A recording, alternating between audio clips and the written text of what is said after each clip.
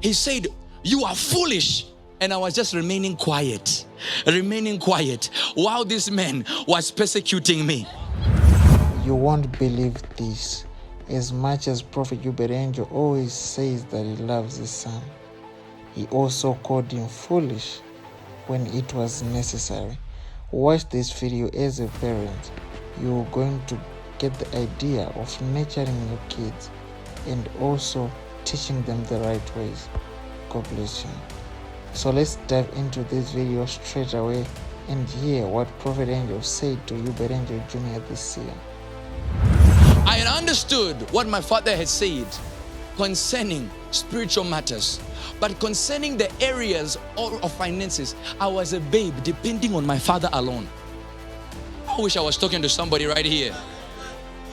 Maybe I'm boring some of you, or this is a service for another time. I had not comprehended the area of finances. And I remember one time I got a hold of some little money. And I remember I was saying this, I was laughing with my father. I said, this car, I'm about to buy this vehicle. And when I told him about the vehicle, he said, my man. My man, where's my man? Can I testify? He said, my man. I remember that time we were in Paris. I said, I'm gonna buy that vehicle. I said, no problem. That night, we went back to the place where we were staying. And when we went there, he looked at me. He said, you are foolish. You want to buy a vehicle. I said, what is taking place? Now, I don't know if the person I was talking to earlier was Prophet or Uebert Angel. And I know that all of him is Prophet Angel. But I don't know which side of him was talking. I said, you were just excited for me. I was even talking to the people saying, I'm about to send a deposit. He shouted at me and shouted at me. He said, you ought to become a success. Put your money in property or something. Listen, I had never even looked at a property to purchasing. Even a $10,000 to hold it in one hand like this. I had never done it in my life. Never done it in my life. And I made the decision that I would do it. And I would do it without even a dime from this man. Why? His principles, his teachings were enough to set me up for success. That I required not his physical finances. The same teachings that he taught here were enough for my success. Everything I'm telling you is what he told me. I decided I would do it. 2 years later, I called him. 2 years later, I called him. I said, sir, the same thing that you've told me to at that time, I've now purchased it now, cash outright. Your level of jealousy is about to... Sit down.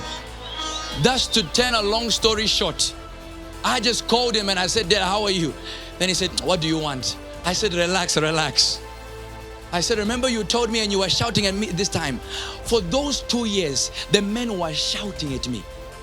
You can't even be serious. No business, no property, no business. And I was putting money to it. And I said, I will show this man. And I was just remaining quiet while this man was persecuting me.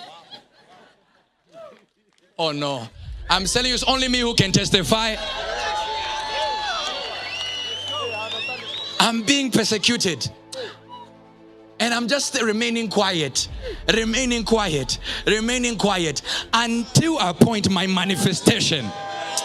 You have remained quiet for too long, but your manifestation. So, not one dime from any man did I collect. Not one dime. I simply followed the principles that my father had set from not holding 10,000.